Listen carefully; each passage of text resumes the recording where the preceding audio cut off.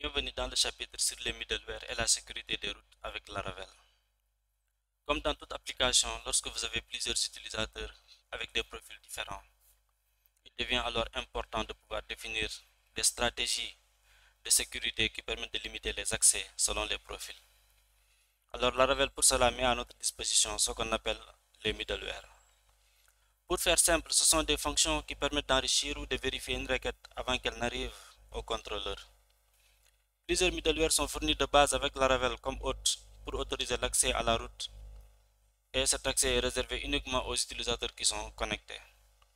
Laravel propose plusieurs middleware par défaut et ces middleware sont installés dans tout nouveau projet.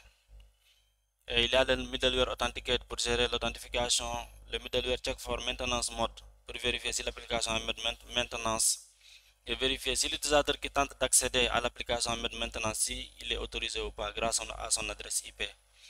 Il y a le Encrypt Cookies, Redirect if Authenticated, les trim strings qui permettent de vérifier chaque champ qui est envoyé pour s'assurer qu'il n'y ait pas d'injection. Le Verify CSRF Token qu'on avait déjà vu avec l'arroba CSRF dans nos formulaires. Donc il y a un middleware aussi qui vérifie à chaque requête lorsqu'un formulaire est envoyé, vérifier si ça contient un token valide. Le framework lui-même en contient de nombreux autres qui permettent déjà de faire fonctionner le cœur de métier de l'application. Donc ici, on a listé ces différents middleware. Alors, comment créer un middleware? Pour en arriver là, nous allons mettre à jour la table user en ajoutant un champ qui s'appelle role qui est nullable. Donc on doit créer une migration avec la commande suivante. Donc il faudra exécuter la commande php artisan add role field to user table. Donc il faut exécuter cette commande au niveau de votre invite de commande. Après, il faudra ouvrir la migration à ce niveau-là.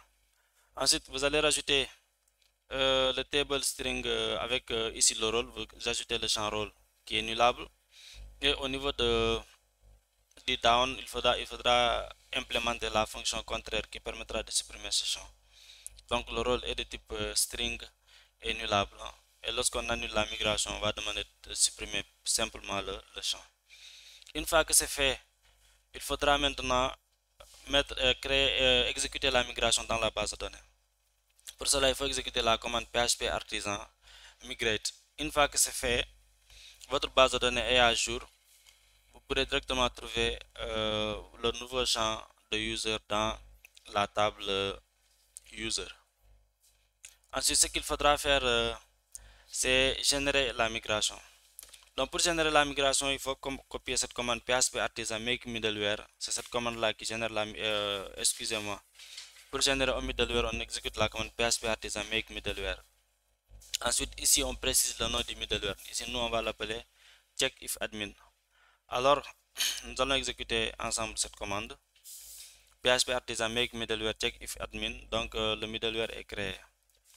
Et si vous vérifiez, vous allez voir qu'un nouveau middleware est créé.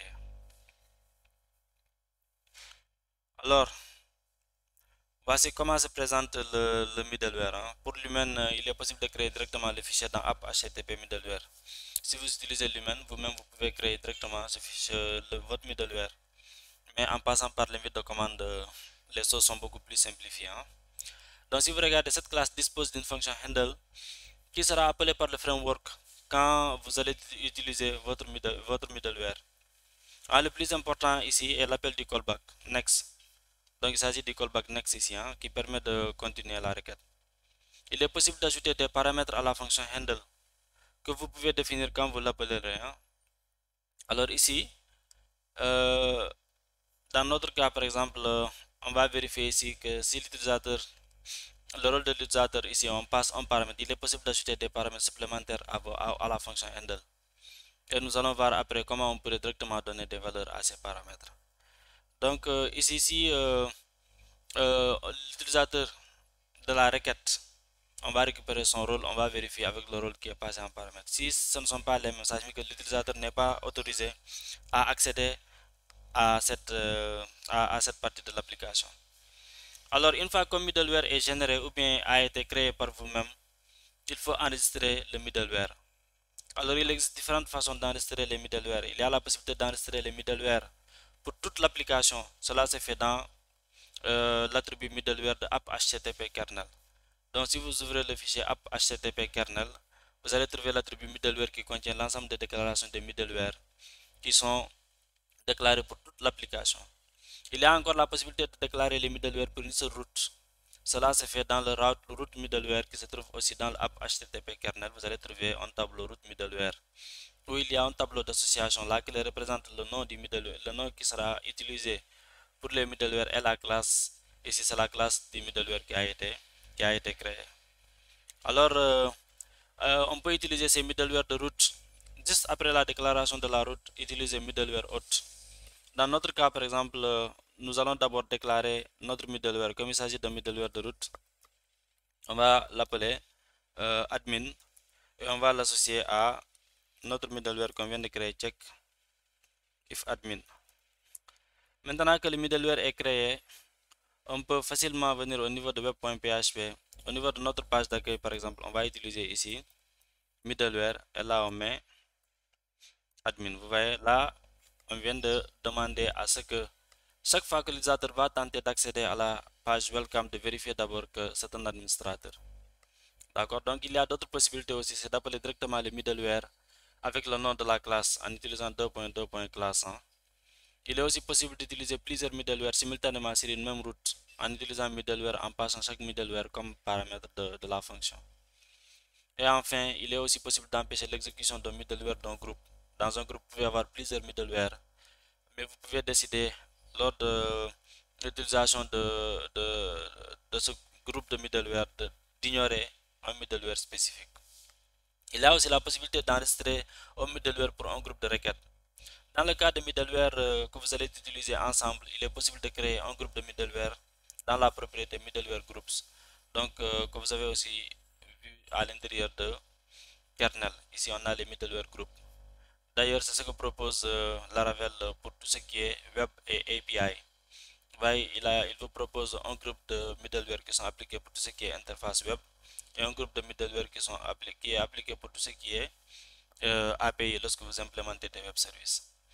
Voilà, et donc il est également possible de passer des arguments à vos middleware. Ici, par exemple, dans le cas que nous avons cité, l'exemple qu'on a donné, on a passé le rôle en paramètre. Maintenant, lors de l'appel du middleware, on peut facilement préciser le rôle en faisant quoi? Donc, en utilisant ici d'abord le nom qui est donné au middleware. Dans notre cas, si c'est admin par exemple, ensuite on peut mettre deux points et passer ici la valeur. Donc, si le rôle ici, c'est directement le nom du middleware et editor ici, c'est la valeur qui est associée au rôle. D'accord, donc c'est comme ça qu'on passe des paramètres au middleware. Maintenant, il faudrait qu'on fasse les tests au niveau du check admin, au niveau de la fonction handle ici.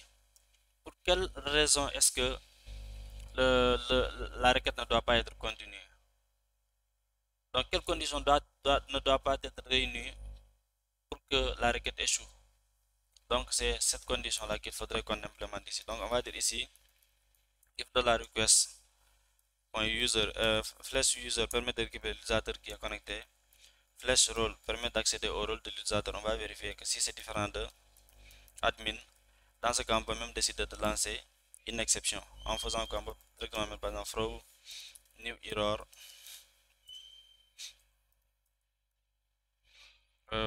accès non autorisé.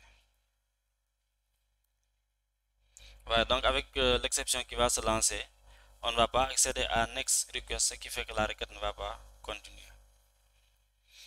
Alors si vous avez des cours, si vous avez des questions sur ce cours ou sur les différents chapitres du cours, n'hésitez surtout pas à me contacter.